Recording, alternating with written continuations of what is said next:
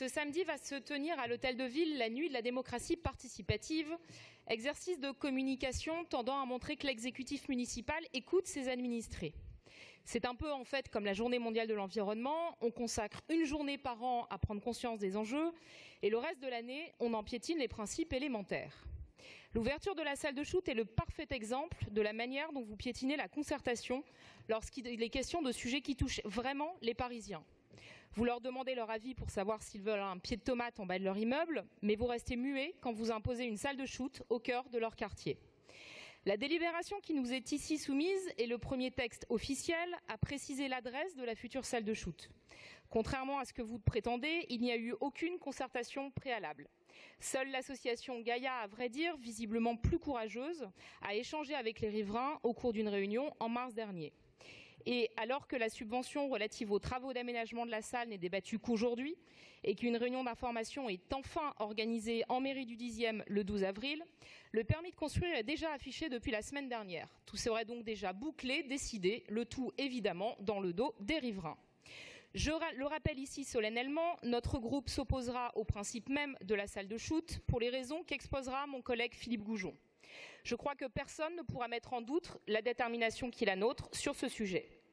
Mais si vous avez choisi de baisser les bras face à la toxicomanie, vous devez maintenant aussi assumer cette décision face aux riverains. Des riverains qui ne décolèrent pas, évidemment, d'être mis devant le fait accompli et refusent d'être les cobayes d'une expérimentation idéologique. Ils se sont d'ailleurs constitués en collectif, réunissant aujourd'hui plus de 700 signatures sur une pétition. C'est pour répondre à leurs craintes légitimes que j'ai souhaité, avec mes collègues Frédéric Pechnard et Philippe Goujon, déposer aujourd'hui un vœu que je présenterai également ici, vœu qui, au-delà de rappeler notre opposition à ce projet funeste, recense l'ensemble des interrogations qui demeurent. La présente délibération, tout d'abord, propose l'octroi d'une subvention de plus de 848 000 € à l'association Gaïa pour la réalisation des travaux d'aménagement de la salle. Rien que cela. Près d'1 million d'euros auxquels s'ajouteront chaque année 1 million d'euros de fonctionnement. Il serait donc tout d'abord temps que vous assumiez d'apporter une vision claire du coût global de cette salle. Je suis par ailleurs étonnée car il est fait mention dans la délibération d'une subvention de 150 000 € qui aurait été sollicitée auprès du Conseil régional d'Île-de-France. Est-ce que cela veut dire que, dans l'hypothèse où la région, et comptez sur moi pour que ce soit le cas, n'apporterait pas son concours, vous allez devoir demander une rallonge aux contribuables parisiens? Et la question du financement n'est évidemment pas la seule qui doit être posée aujourd'hui, loin de là. Le lieu retenu, tout d'abord, pose lui-même question, n'étant en aucun cas adapté. Le 2 rue Ambroise Paré a tout d'abord un accès direct sur la rue. Ce lieu n'est en aucun cas intégré à un hôpital, comme vous avez tenté de le laisser croire. Il est en plein cœur d'une zone résidentielle, à proximité immédiate de commerce. Je ne parle même pas du fait que l'entrée de la salle sera située à proximité immédiate des urgences gynécologiques, tout un programme. Les craintes des riverains ont également trait évidemment à la sécurité. Vous reconnaissez d'ailleurs qu'il y a un problème en la matière, car un renforcement des moyens humains de la BST semble avoir été demandé.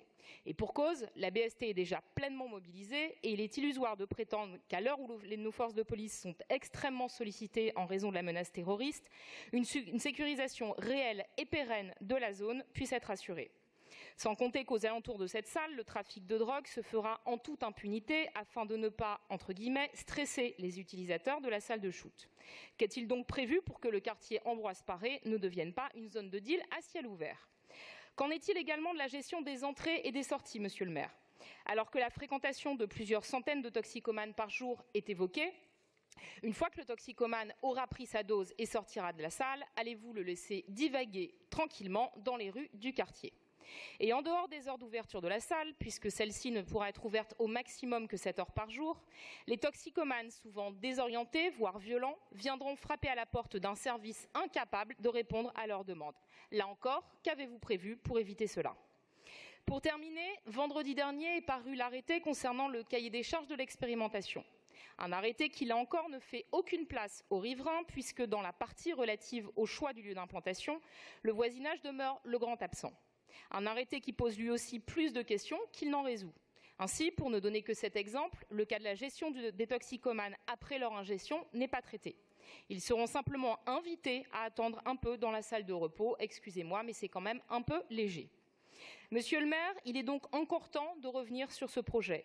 Il est temps de cesser d'avancer, surtout en catimini, sans aucune considération pour les riverains et leurs inquiétudes, sous peine de voir leur exaspération se transformer rapidement en colère incontrôlable. Je vous remercie.